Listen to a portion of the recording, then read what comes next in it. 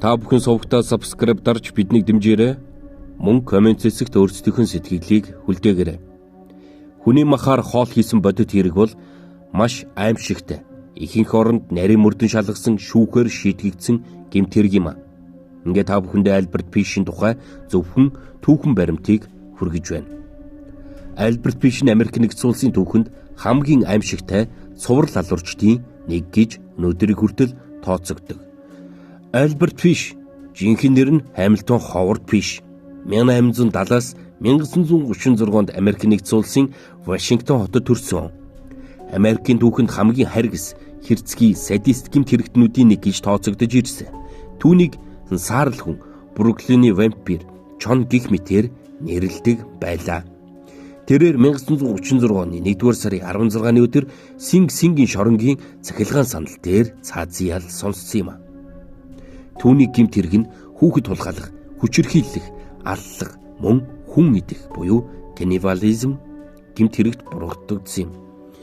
Хэд хэдэн хүүхдийн аминд хүрсэн аль бие ёсоор 3 хэрэгээр буруутгагдсан ч 100 гаруй хүүхэд алсан гэж өөрөө мэдүүлсэн байдаг. Бага наснаасаа сэтгцийн асуудалтай байсан бөгөөд сэтгэл мэдрэлийн өвчтөй гэр бүлийнх нь хүмүүс олон байжээ. Бэлгийн гад сонирхол, өөрийгөө гэмтэх, цусан дурлах гэх мэт маш хүнд өвчтөй байсан байна.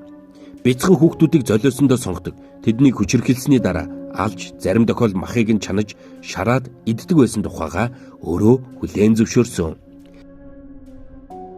Хамгийн олон танигдсан хэрэг бол Грэйс Бот хэмээх 10 настай охиныг хулгайлж алсан хэрэг нь Пиш охины гэр бүл загтал бичиж хэргийг нэг бүрчлэн дүрслэн өгүүлсэн олныг зочирдуулсан юм а. Ингээд 1934 онд Пишийг баримчилж Грэйс Ботийн алхахын төлөө шүүхэд өгсөн. Шүүхийн үеэр түүний сэтгцийн өвчтөй хэсэг талаар маргаан өрнөсөн боловч эцэст нь цаазаар авах ял оноосон юм а. 1936 онд Сингийн шоронд захилгаан сандлаар цаазлагдсан. Түүний хэрэг нь зөвхөн аллах төдийгүй каннибализм буюу хүний мах идэх, садизм зэрэг хүний сэтгэлийг аимшигт хэмжээнд хүргэх зүйлсээр дүүрсэн тул одоо хүртэл хамгийн жигшүүрт цуврал алуурчдын нэг гэж тооцогддог.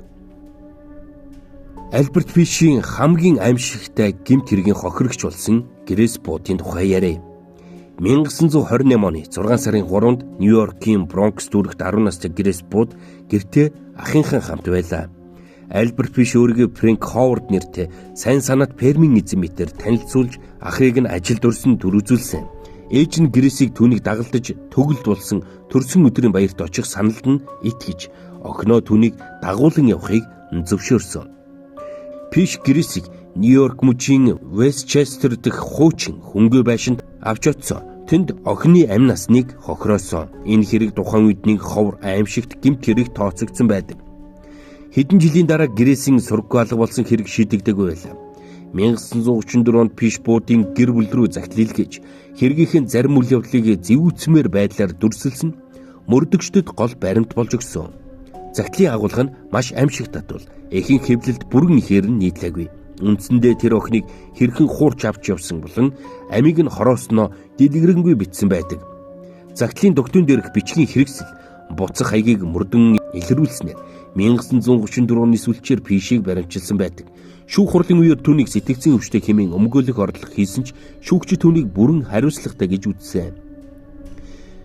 Ингээд 1935 онд Грэйс Ботийн алхахын төлөө тэрээр цаазаар авах ял сонссон юм а. Тэрээр 1936 оны 1-р сар 16-нд Нью-Йоркийн Сингийн шоронд цахилгаан сандлаар цаазлуулсан гэмт хэрэгтэн өөрийн үхлийг айдасгүйгээр хүлээн авсан гэдэг. Грэйс Ботийн хэрэг нь зөвхөн нэг охиныг эмгэнэл биш, харин мөрдөгчдөд олон жил нуугцаар байсан цуврал алуурчин илрүүлэх түлхүүр болсон аимшигт үйл явдал байлаа. Энэ хэрэг өнөөдөрч Америкийн гэмт хэргийн түүхэнд хамгийн жигшүүртэй сэтгэл зовоосон тохиолдлуудын нэг хэвээр байгаа юм.